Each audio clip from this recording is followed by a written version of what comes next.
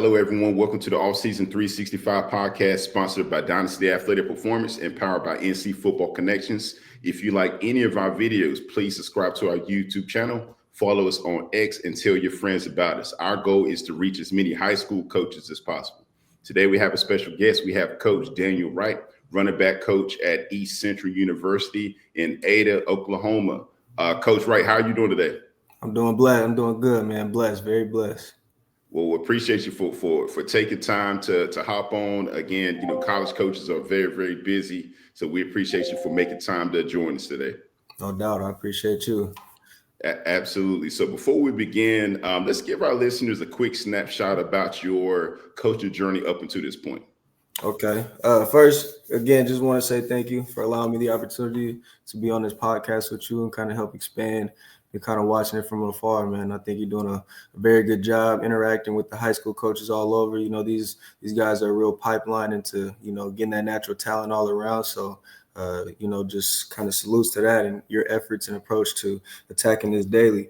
My background in the coaching world, I started off in my junior college, right? So my junior college coach, John Osterhow, he opened up that window for me.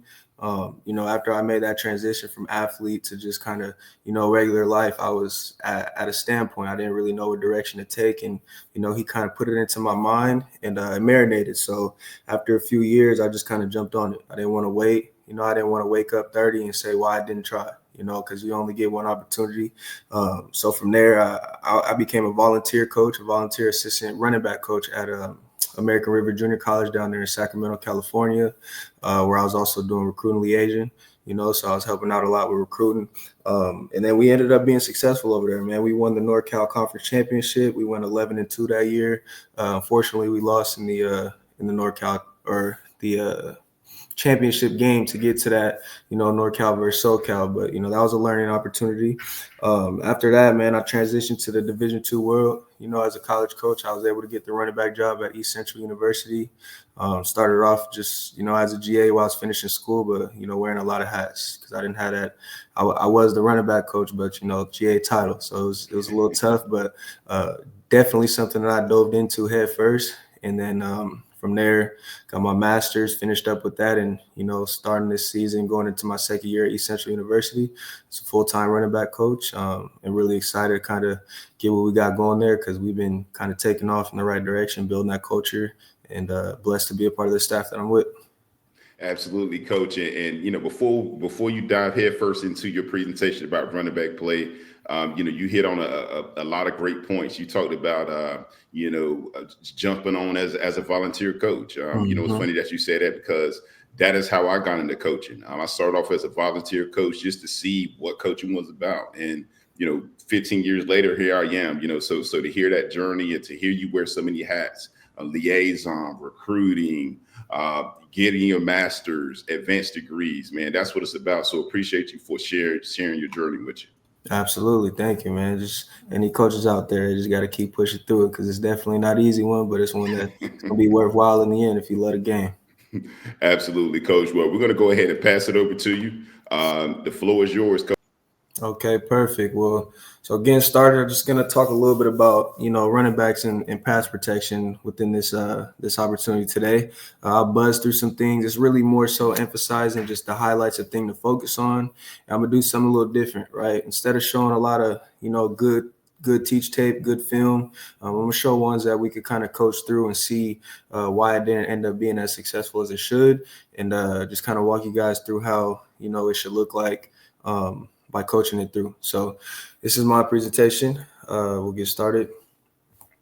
So before we get into anything, we'll stop and talk about just why running back blocking matters, right? In the blocking world with the running backs, there's a few different things to highlight, right? Starting with just obviously protecting the QB extends plays and drives, right? So you want to be able to have those drives extended so you can continue pushing and moving the chains, right? A lot of people talk about getting touchdowns, but before you could get a touchdown, you got to get that first down, right? So you got to extend the play, you got to extend the drive. And then, two, coaches and scouts notice backs who could pass protect, right? They got to be able to separate themselves and they got to be noticeable out that backfield. And that's one of the biggest things that kind of helps with them. And then blocking earns more playing time, especially in pass heavy situations. You don't want to be the guy that's going in on first and second down. We get into a third and short or a third and long, and we're about to pass the ball, and you got to get pulled out of the game because the heavy down back got to come in, or the guy who can catch the ball or who can block for that QB is more trustworthy. So it gives you more opportunity, and everybody loves more opportunity, especially when you're looking to be an all-purpose back. And then 4, shows the ability to do something when the ball is not in your hands, right? So I like this one because a lot of guys, all over, they think that it's all about, coach, I could run the rock, I could do this, that, and the third, but at the same time, they're not focusing on what they could do when the ball is not in their hands, right? So I want to see how selfless you are as a player. I want to see how dynamic you are when that ball is not in your hands, and what impact are you making, right? Because we can't just make an impact when the ball is in our hands. We got to be able to do that without it in our hands, right? So playing selfless is something that is very key in the pass protection world. And then the types of blocks, right? So just kind of emphasizing, I know a lot of guys as well, they hear pass protection, they hear and they think there's only one realm of blocking, but there's not, right? There's multiple different types because lead blocking is different from a cut block, right? Chip blocking is different from a man protection, right? So there's different types of blocking that you want to focus on and understand as a running back so you can really excel at that position and have a different idea, right? So within the pass protection, there's about 3 different ones you want to focus, right? Scanning the field, right? So reading inside out 1 to 2. Sometimes you're going to check that backside, right? For maybe a backside blitz come in from a corner, but working the most dangerous threat always. So that's why it's 1 to 2. Seeing the linebackers come up, whether that's a Mike, man protection, right? That's obviously locking in on a specific blitzer or defender, right? So that could just be easily pre-snap. You got a Mike walked up in the A gap, that's your man because he's a threat. You know what I mean? So slide protection, understanding which side is protected and which side is hot. So sometimes it's when you get your Liz's, your rivers, your rivers and your lakes, so slide side, you get into the other side. Lead blocking, running, split zone, power counter, right? So sometimes you could get a lead block to the outside from maybe that wide receiver lined up out of empty coming in on a swoop, right? So you got to make sure you're attacking it the correct way when lead blocking and understanding what that is. Chip blocking, I think that one's a little slept on nowadays, right? So helping tackles and edge rushers release or before releasing out into the routes. I tell you, the linemen love this, right? I played with a lot of great linemen, and I also played a lot of great defensive linemen, right? Jonah Williams, he's currently in the NFL, played with me at Weber State University. This guy did not like being chip blocked, right, in practice, but then our linemen loved it because these guys are working play by play every game, all game, and they get tired. So when they're kind of getting stuck and caught in a little jam, and you as a running back run past them and give them a little shoulder check to that defensive lineman, that 3 tech, you making your lineman feel good, and that obviously excites him and makes him want to block for you a lot more. All right, so cut blocking, this is something, in all honesty, I'm not a big fan of, right? And that's probably kind of a little shocking to a lot of coaches out there, but realistically, you get to that next level, in the NFL, or just if you're trying to transition from lower level to upper level, a lot of running back coaches like myself, we don't want to see a running back who can cut block.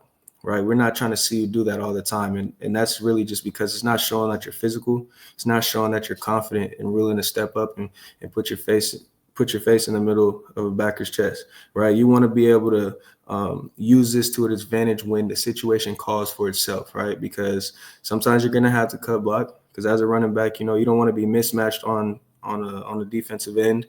Right, so you don't want a big guy, and sometimes you're going to have to cut him. So when you cut them, that's really the only situations I let my running backs cut guys. Outside of that, they should never be cutting a linebacker because it doesn't show their physical and it takes them out of the play, right? So when you're cutting a guy, you're taking yourself out of the play, and anybody could fall on the ground and throw themselves in front of another person's body to cause a little block. But you're also risking, the QB's legs, right? When you cut a guy out of the backfield, you're risking the lineman's legs, and then you're also being put in the position where that guy you cut gets back up, right? And now he's behind you and you can't get to the block as you should, right? So that's why I don't like cut blocking. It's just something that I feel like, and I call very soft when I see guys do that. Key coaching points, right? So these are things that you want to really emphasize. When talking about blocking within all of the protections, you got to know, and the running back has to understand that they have pre-snap IDs. I like for my guys to always locate the linebackers once they step up. Right, I need them to know the protection, obviously locate the linebackers, peek at the safeties, right? Because those safeties sometimes, again, they're going to tell you a lot of what's going on, right? They're going to tell you if that corner is going to come on a blitz, right? And they're going to let you know if you got a mismatch 3-over-2, right? Or so you want to be able to identify that so you can anticipate what's happening a little more. You want to make sure the guys understand the stance and the setup. Right, so these guys need to know that their stance is important of how they come up and attack the block, right? And then they're set up when they're ready to attack, in a sense of just like technique, fundamentals, right? How their body is in position, because you don't want to be in an uncomfortable position, and you don't want to be in a position where you are, all out of whack, and now you're falling on your toes, right? You're falling forward, you're missing the block by launching at the dude. You don't want to launch, right? So obviously you want to have balanced feet, shoulder width apart, ready to strike, flat back. We'll kind of get into that in a second, but you got to have a great fundamental base type of stance once you're coming up for that block. Strike and sustain, punch, right? Obviously you're going to come, you want to be kind of like a cobra, right? You want to strike at these guys, right? Strike and sustain, punch inside, hand to the chest, outside, shoulder to shoulder. You want to be able to make sure you were put in the position to really be dominant over the guy that's in front of you. Right, so this is something that's needs to be emphasized in the coaching points, and then redirecting and recovering. Right, you got to be able to keep the QB clean, push the defender past the pocket. Right, sometimes I call it wash them out. Right, sometimes they're gonna want to make a C path, right, and try to just take the easy route out, and you're just gonna have to ride the wave, ride them. You don't have to go chasing them. You don't want to be in the position to chase him, but you want to be able to put your hand under his armpit and just ride him out. Keep that pocket clean and never cross your feet. And if you do, you got to recover your hands. And there's some great drills for that. But that's something that all needs to be emphasized within the coaching world. Some blitz pickup rules to emphasize. I'll say, inside out, protecting the A gap first, right? Always the most dangerous threat takes priority, right? I like to say block, hook, or sack, right? You never pass color. The lineman could give up that nose, right? And now you're put in a bad situation. Sometimes you're going to have to take it, right? You're going to just have to take it and own it because obviously that zero tech may be a little bigger than you are. But you got to just put your face in there and clean up junk. I call it junk, right? So never pass color, block, hook, or sack. Because if you pass color trying to get to your Mike Backer, who's your man, what sense does that make? Because now the QB can't throw the ball. He's on the floor, right? So you got to fix their mess ups on the field. You guys are working together. It's a mutual game. And then, scan and slide, right? Be a searchlight, head on a swivel, right? You don't want to be moving your body too much, but you want your head just kind of, going back and forth, looking everywhere, because you got to be able to react quickly when scanning the field, when you just step up inside those gaps, protecting the QB. Here's just an emphasis on a couple drills, right? So mirror drills, obviously, footwork, hand placement, that's very important. Something that's kind of like EDDs of pass protection, fit and finish drills, fitting the block, driving the feet, blitz pickup, reacting to the linebacker from different alignments, punch and reset, right? So that's getting in a position where some guys, they have a lot of great ability to do that strike. Sometimes you may strike and be a little off, but do they have the ability to recover, right? So just being able to reset, refit their hands into their correct position, and also have their lower body in alignment with that. You want that in correlation because you don't want to get into the position where you cross your feet and now you're falling over and maybe falling with the guy and getting the penalty, right? So you got to be able to focus on these drills. There's many other drills that you can implement to EDDs or some type of pass protection, because you definitely want to be having your backs, understand the pass pro every day. And if anybody wants those, just reach out to me. I have plenty of pass protection drills that you can kind of build off of. Some buzzwords. Shout out to Coach Yak Johnson, Florida State running backs coach. He just kind of put me on this ball me backer here pretty recently. Something that is a little more detailed to that ball two backer, right? The ball me backer is understanding that, when you don't have that ball in your hands, obviously, and you're in pass pro, you got a job to do. You're the only separation between the ball and the backer and that A gap, right? So you got to make sure you keep that separation real, right? You got a ball behind you, then it's you and it's a backer, right? What are you going to do to keep it that way? So just emphasizing ball me backer, having that in the guys' minds.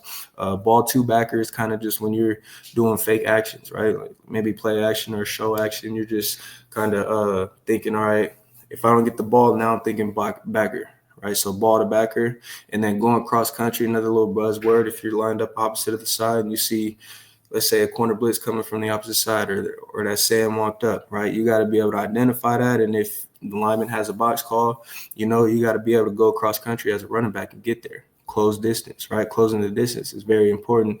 And how quickly can you do that, right? We're running backs. We should be able to thrive in cross country. So hands above eyes. This is just emphasizing once you are in that position, making sure your hands above eyes are just thumbs up. Those are just a little bit of buzzwords for you guys to kind of, implement it to your rooms. And then the mentality aspect of blocking, you got to have that confident want to, right? So the confident want to is everybody wants to do it. Everybody says they could do it, right? And then there are those who don't want to do it, right? But you have to, because it's showing the ability to be selfless and put yourself in a position when you don't have the ball. But you got to be confident in doing it. Be a dynamic blocker, right? Blocking is all about effort and pride. It's all about effort and pride, right? You if you don't have that effort or that pride, you're not going to be able to go be successful, right? You're the last line of defense for your QB, right? You got to have that in your mind, right? If you want that QB to really dump you off the ball when you get on a route, or hand you the ball and, put you in successful positions, you got to make him feel comfortable with you, right? Don't get punched in the face first.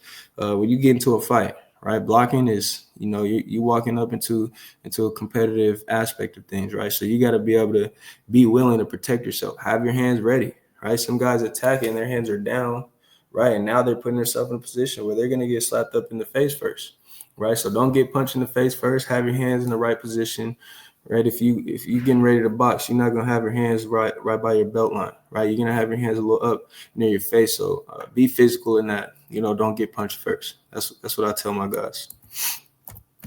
And there's another thing.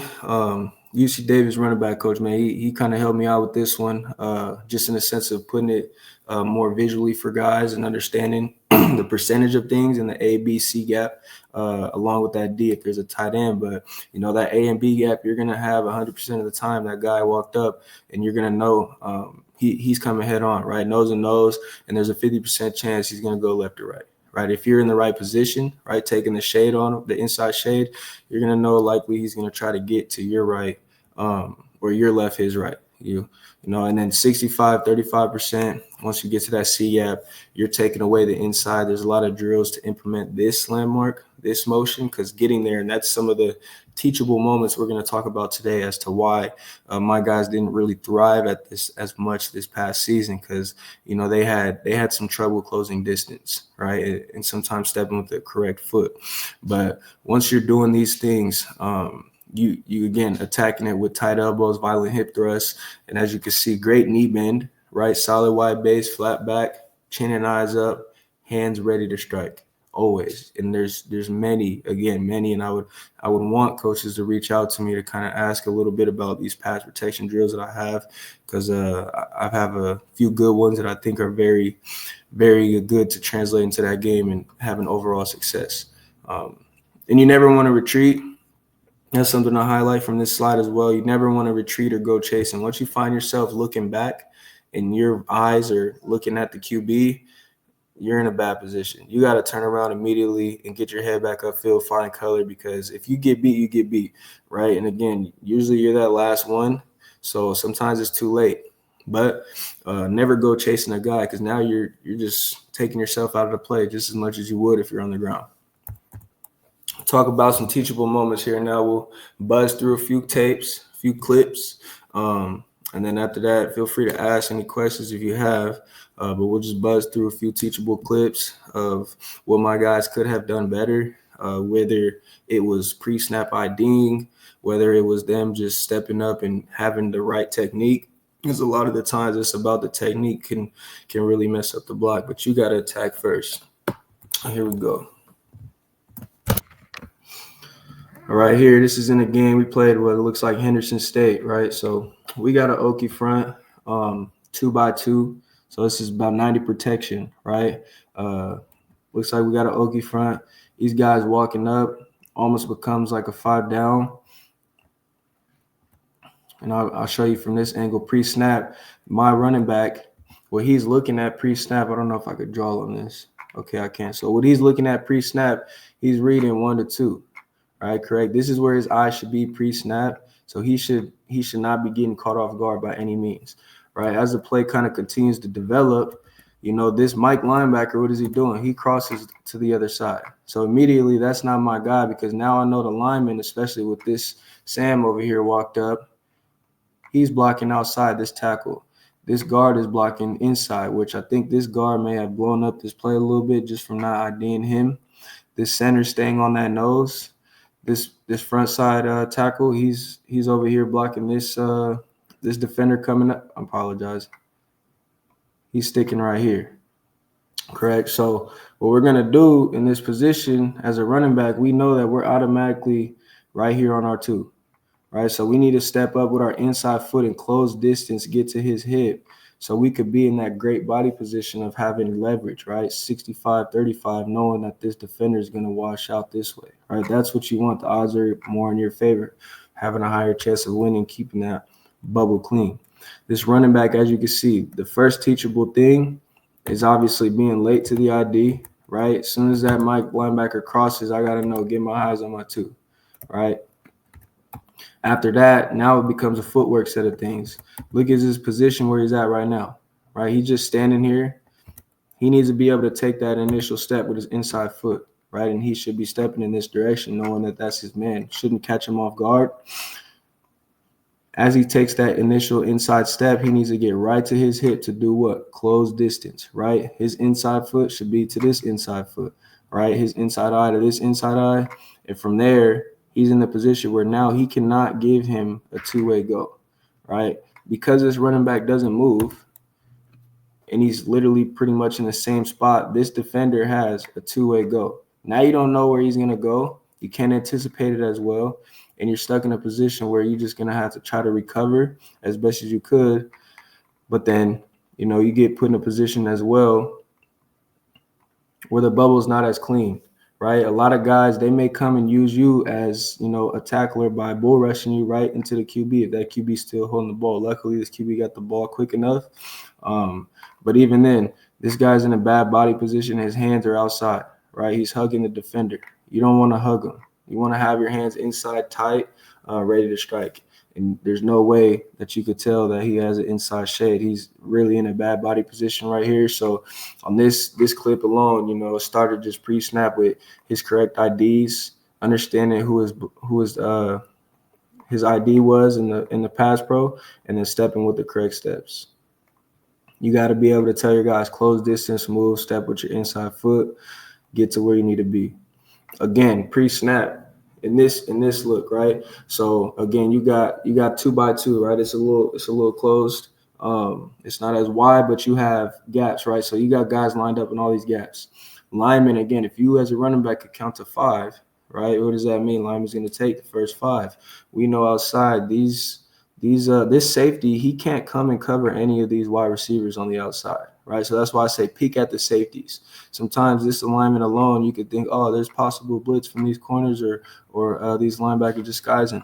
Well, no, because once you peek at the safeties, like, all right, well, they have no protection up top, right? So these wide receivers are accounted for, right? 2-on-2. These ones are accounted for. This safety, unless, he's not going to get all the way down there to the QB. He's way too deep, right? And then from there, you got your line again, right? So it's 2x2 again. We got 5x5, so or 5 down linemen right here. So they're all accounted for, right? They take the first 5 automatically pre-snap. I know here, right? Because my other linebackers lined up, mugged in this gap. I'm right here. Pre-snap, my eyes are there, knowing that's where I need to go. The lineman may call a 5 call at this point too. I believe they did, just based off of my running back kind of signals with his hands right here. Little bear call. He should know where he's going, but again, he didn't get there quick enough. Pay attention to his footwork. This is not what guys should be coached to do, right? He does not move. You want to take a step inside, especially when you got to close that distance. What pocket are you creating when you just open up your hips and look at the guy? He has so much room to wiggle, right? So emphasizing your guys closing distance, stepping with your inside foot, and going to go attack. He's able to kind of be in a good position back there.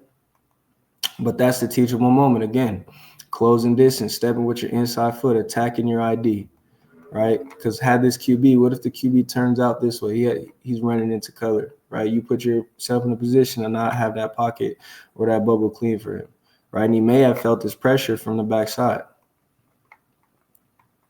That's another thing right there. Again, in this drill, a lot of the guys, again, this is that C gap working that 65-35%, right? We got an Okie front. So as you can see, right, we got 3 down. We got, 2 5 techniques right here. And then we got our backers mugged up inside the gaps, right? So automatically pre-snap on this side, again, depending upon what the linemen are going to call, right? There's 5 guys. If you look at this angle, what did we talk about pre-snap before, right? There's a possibility this guy could come, but his stance isn't really saying it. If he starts creeping up, maybe he'll come and this safety will rotate to take that guy, but he's accounted for, right? You got 3/2 over here technically because this safety is, again, walked up. And look at this corner coming, right? And you see how he's walking up. Now that's when you need to identify. They rotate, right? That's why it's important. Peek at the safeties. Peek at the safeties. And now, again, lineman probably going to make a 5 call, right? Because, again, there's 1, 2, 3, 4, 5, right? Puts you on here. That's now becoming a man protection, right? Backer, this corner walks up. You see it. Now what are we doing? Closing distance. We want to be right inside here. You don't want to go chasing. Don't go straight to him. He's going to set you up, right? Stepping with your inside foot. Get into his hip, right? And then now you should be in the position where he's taking that 65, right? And you're putting him in a position where your hand is under his armpit and all you're doing is washing him out, right? Right in the way, keeping that pocket open for the QB. That's when you start sliding and shuffling with your feet a little bit and you're not crossing them over, all right? So it's running back again. Incorrect, right? So he's not taking the correct footwork, the correct initial step. Stepping with his outside foot, that's what you would call a false step. He hops into it, puts himself in a bad position, right? He's not doing a great job at closing distance. He's a little tighter this time. And look at the position he does with his fundamentals, right? He hugs this guy because he's trying to recover and he's panicking right now because he knows, oh, man, I'm in a bad position.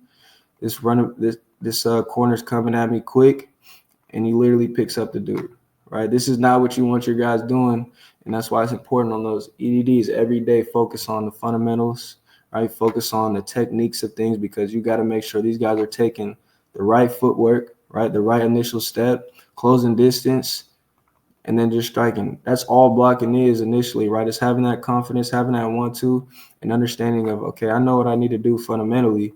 Now it's just about putting it all together. Can't be in that position, right? That's where you get holding calls. But again, it starts with pre-snap. Pre-snap, I know exactly where I'm at.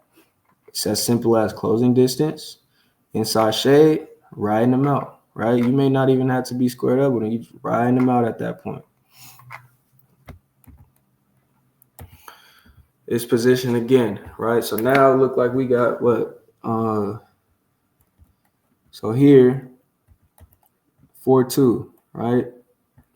We got a 4-2, and they're mugged up again, right? So the backers are in these gaps. There's 4-1 right here. So the running back again, pre-snap. These are all just kind of the same types of looks, emphasizing this outside, right? Running back. You see these linebackers, this corner over here. These guys are accounted for, right? This safety got him. This is our man. These guys are accounted for. He may come, but he's not based off these, and that guy's way too deep. He's not going to be able to protect this wide receiver, right? So as a running back, I know lineman got what? 1, 2, 3, 4, 5, right? First 5. I'm getting this backer. See what happens from this angle? It looks a lot better how they have a two-way go. You don't want to give them that option. Look how far you are, right? Inside shade. If you're in the right position, you start to kind of get into this where you ride them out, but now you just roll them out right into the QB's lap. And that's exactly what you don't want. That's something that should be very easily prevent it if you're getting to the landmark that you need to be and creating that bubble, because then the QB may have just stepped up, and he probably could have stepped up and ran after making that guy miss. But it starts with your pre-snap ID, your landmark. Just big emphasis on that, right?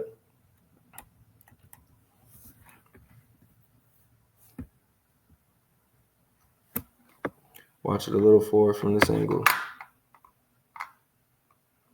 This backer comes up, and you don't want to allow him. You need to close the distance. He's telling you exactly what you need to do. That's not stepping up and striking.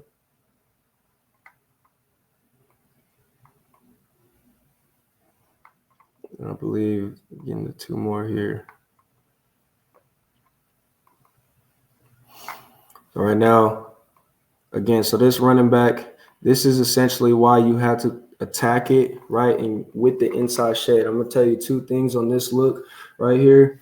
You need to make sure when you're coming up with the line, attacking these linebackers, again, stepping with the inside foot, reading your -1 and -2. This is a 3 down front again, right? You got 3 down linemen, 0 shade, 3 over the top. Make sure you're reading -1 or you're reading 1 to 2, right? So in this look right here, these are your guys, 1 to 2, right? He's lined up there over to 0. He kind of crosses. So again, now you're taking inside shade of this guy. If you step with your inside foot, you should already be in position, and you got to attack it, right? Quickly, not tiptoe as this running back does. And that linebacker, he's not even coming to attack you. That should be an easily 1 rep, right? He gives you a shoulder. He's bracing for impact, as are you as the running back, because you're not coming up with the right mentality. And then you're opening up that window instantly. Look at the hips flip. This is not a position you want to be in, right? Again, if you come and you knock down this guy, if you cut block him, right? Now he has the ability to jump or fall right into the QB's lap, right? That's one of the reasons why you're not cut blocking these linebackers.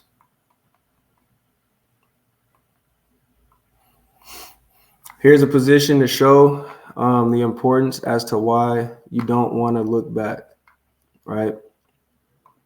So if you're in this position as a running back and you're going to go look at this guy who just kind of beat you, you're not in a position, or knowing that you could have helped out your center. That's not what you want, right? You never want to be in a position to look backwards. You kind of see, I think, in this one as well. This is a better opportunity to learn from, right? So this position, your back is to the offense, right? You don't want to have that.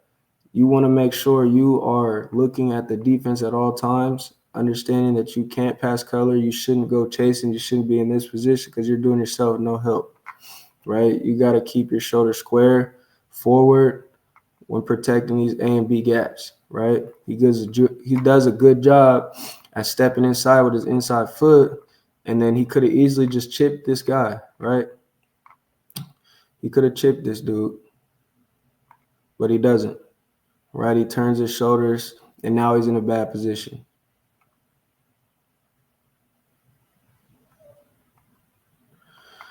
Those are kind of final takeaways from this pass protection, right? It's understanding, knowing the assignment, right? It starts with really knowing the assignment, again, closing distance, and then winning, right? You got to know what you're doing, know where you're going, then you got to close that space to get there, and then you got to win, right? Those are my 3 final takeaways, and just in a sense to be a successful blocker over there and out of the backfield.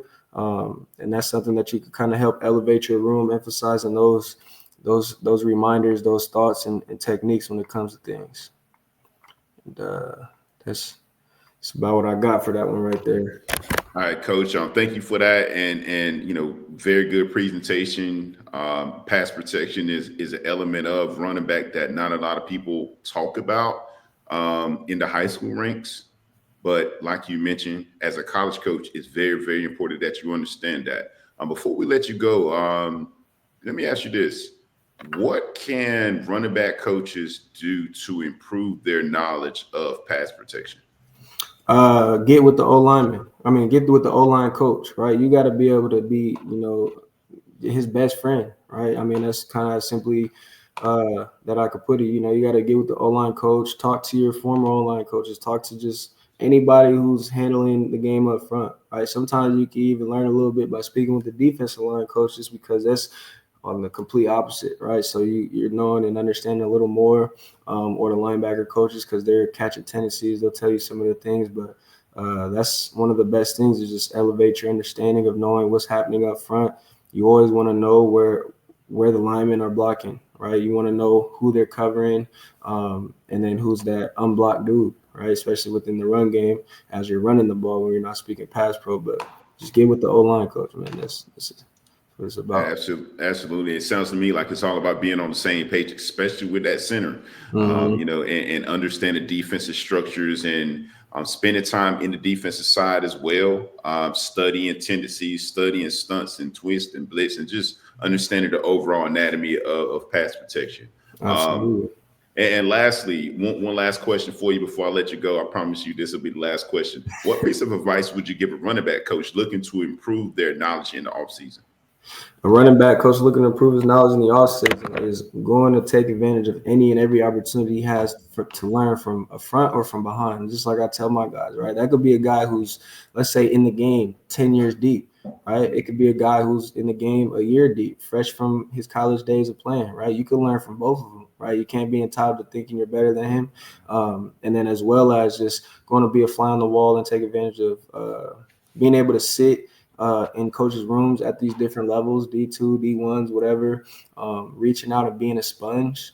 And then again, just studying increments, right? That's one of the best things I kind of learned and came across of when you're having to understand and identify protections, right? Or, learn this. You want to master it, but let's say you're struggling with identifying odd fronts. Before you move on to understanding and identifying 4-down fronts, right? You want to study increments and master 3 down. So I say I'll spend 30 minutes twice a day just studying odd fronts, right? Till I move on to 4 down. I know that if someone sat and asked me to draw up some odd fronts or draw up how to block an odd front, this and that, you don't move on until you feel comfortable in that. Same thing with just understanding that, it's okay to, mess up as you're doing it, right? And make mistakes. But ultimately, you got to be a sponge and you have to be patient with it and attack it every day in order to grow, right? Because that's ultimately what you're doing. We're gonna make a lot more mistakes. We got more experience in making mistakes than we do being right. You know what I'm saying? So you're gonna make mistakes, and it's okay. And learn with your players because your players could teach you things as well. So those are just kind of extended answer of what you could do as a coach up and coming, trying to elevate your game in pass protection, but definitely studying increments, man, and be a sponge. Nicely stated. Well, thank you for listening to the All Season 365 podcast. I'm Coach Simmons with Coach Wright. We're signing off. Thank you.